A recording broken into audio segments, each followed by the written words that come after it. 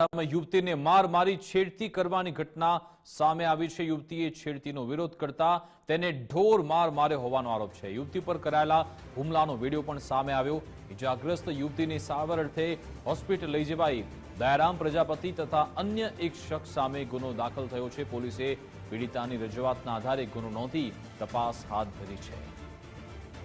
બનાસકાંઠાનો video છે કે જ્યાં એક યુવતી સાથે છેડતી પહેલા કરવામાં આવી। યુવતીએ તેનો વિરોધ કર્યો તો એને ઢોર માર મારવામાં આવ્યો છે। હાલ યુવતીને હોસ્પિટલમાં સારવાર અર્થે લઈ જવાઈ। સવાલ એ છે કે આ નરાધમ કોણ છે, આ રાક્ષસ કોણ છે જેણે યુવતી સાથે આવી ક્રૂરતા આચરી છે। જે વિડીયો ઉતારનાર શખ્સ છે એ પણ કોણ છે, તપાસ થવી જરૂરી છે। એક બાજુ સુરક્ષાના દાવા થાય છે અને બીજી બાજુ વાસ્તવિકતા કંઈક આવી છે। મારા જોડે 1 મહિનાથી છેડતી કરતો તો મને કીધું કે હું તને રાત દિવસ તું મોડા વેલા તને પકડીશ તારી જોડે બળજબરી કરીશ, જબરજસ્તી તને પકડીને મારે કરવાનું છે ને તે હું કરી લઈશ। એવી રીતે મને ધમકી આપી।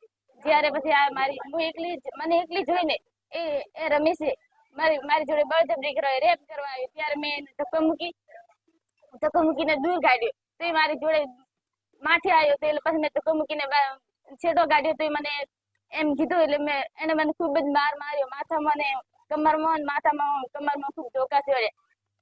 મારા કપડા આગળ પડાવીને જોઈથી આખે આગળ મારા કપડા પડાવીને અને હું થરાદની પોલીસને વિનંતી કરું છું કે મને ન્યાય અપાવો, મને ન્યાય મળશે। મને વિશ્વાસ છે, પૂરેપૂરો વિશ્વાસ છે કે મને થરાદની પોલીસ ઉપર કે મને ન્યાય મળશે।